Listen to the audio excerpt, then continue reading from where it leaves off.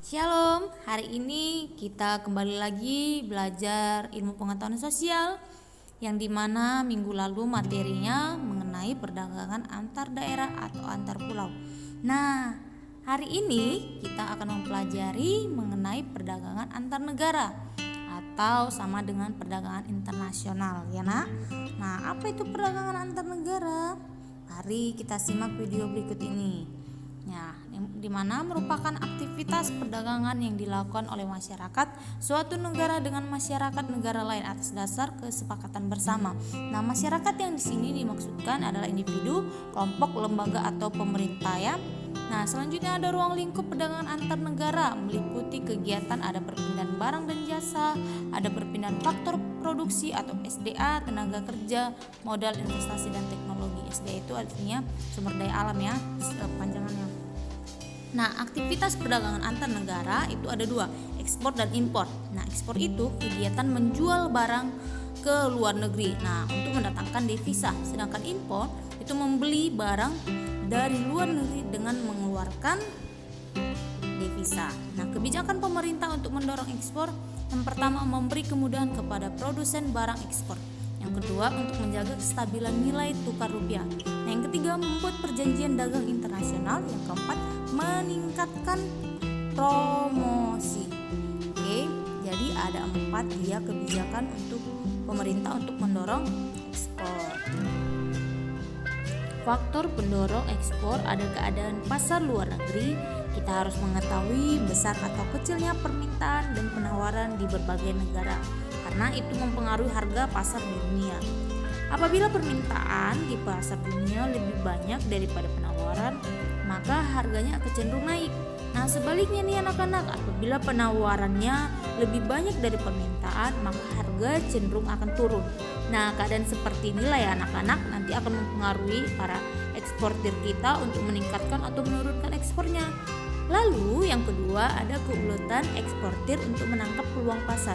Berarti seorang eksportir harus pandai menangkap dan memanfaatkan peluang pasar yang ada ya. Terus yang ketiga ada kondisi sosial, ekonomi, politik suatu negara. Nah, contohnya nih, negara tujuan ekspor sedang mengalami kerusuhan politik berupa perang antar suku. Nah, hal inilah nanti dapat memicu atau mempengaruhi keberlangsungan ekspor di berbagai negara. Makanya kita harapkan keadaan kita sekarang semuanya baik-baik saja ya. Lalu ada manfaat perdagangan antar negara. Pertama, memperoleh keuntungan. Baru yang kedua, memperoleh barang yang tidak diproduksi di dalam negeri ya. Hasil produksi di setiap negara itu berbeda-beda. Ada banyak faktor yang mempengaruhi perbedaannya. Yang salah satunya adanya kondisi geografi, iklim, dan adanya juga dengan penguasaan teknologi. Nah, adanya perdagangan antar negara tersebut, maka setiap negara dapat bertukar hasil produksi untuk memperoleh barang yang tidak dapat diproduksi di negara mereka. Lalu untuk menjalin persahabatan antar negara. Nah, ini sangat penting ya nak, di era globalisasi sekarang ini, dengan adanya perdagangan antar negara akan lebih memudahkan terjalinnya persahabatan, di mana adanya hubungan yang baik di bidang ekonomi. Nah, akan mempengaruhi juga hubungan yang baik dengan di bidang lain. Salah satunya pendidikan dan juga kesehatan dan lain-lainnya.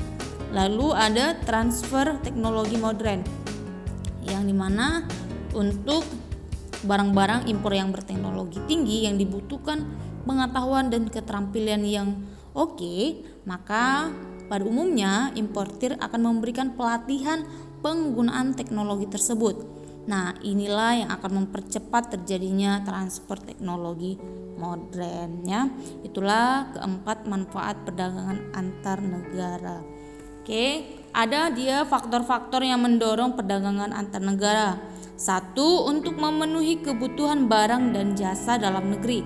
Yang kedua, keinginan memperoleh keuntungan dan meningkatkan pendapatan negara. Ketiga, adanya perbedaan penguasaan ilmu pengetahuan teknologi. Yang keempat, adanya kelebihan produk barang dalam negeri. Yang kelima, adanya perbedaan faktor produksi seperti sumber daya alam, iklim, dan tenaga kerja. Yang keenam, keinginan membuka kerjasama hubungan politik dan dukungan dari negara lain. Yang ketujuh itu terjadinya era globalisasi. ya. Inilah merupakan faktor-faktor yang mendorong perdagangan antar negara. Ada 7 ya nak, jadi diingat baik-baik, oke? Perbedaan perdagangan antar pulau dengan perdagangan antar negara. Apa saja itu? Ada peluang perdagangan yang lebih luas. Kalau antar pulau karena hanya sesama lingkup satu negara saja ya. Sedangkan perdagangan antar negara berarti bukan hanya satu negara, bisa 2, bisa 3 dan banyak lainnya ya. Contohnya Indonesia pasti tidak bisa memiliki mobil ya kan, karena dengan adanya perdagangan antar negara ini kita bisa menikmati mobil dari negara lain. Terus adanya kedaulatan bangsa. Kalau perdagangan antar negara berarti bangsa-bangsa dapat mengatur aliran barang, jasa, tenaga kerja dan keuangan. Ya, negara ini menunjukkan kedaulatannya di sini. Sedangkan perdagangan antar daerah itu, nah ini berjalan secara bebas tanpa adanya regulasi yang berarti dari negaranya ya nak. Yang ketiga itu penggunaan kurs tukar, yang dimana dalam perdagangan antar negara ini menggunakan kurs yang berbeda-beda ya. Ada yang bisa dolar, ada yang bisa yen, tergantung negara kesepakatannya ya.